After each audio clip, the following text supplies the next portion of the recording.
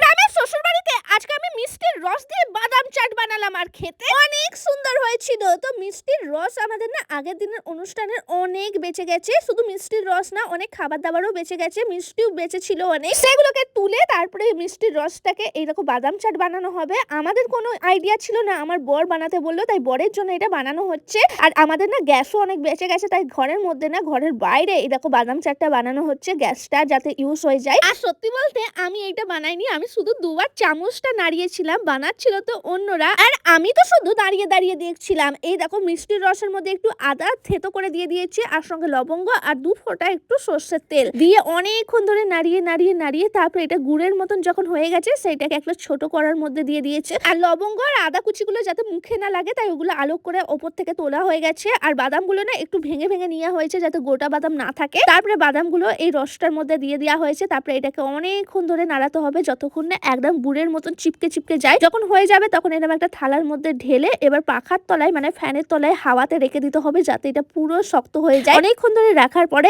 এই দেখো আমাদের বাদাম চাট তৈরি হয়ে গেছে। দেখতে কত সুন্দর লাগছে তাই না? আর এটা দেখো একটু শক্ত হয়ে গিয়েছিল, খেতে কিন্তু অনেক সুন্দর হয়েছিল। তোমরা কোনোদিন বাদাম চাট খেয়েছো নাকি বা বানিয়েছো নাকি কমেন্ট করে বলো। আমি তো বানানো প্রথমবার দেখলাম।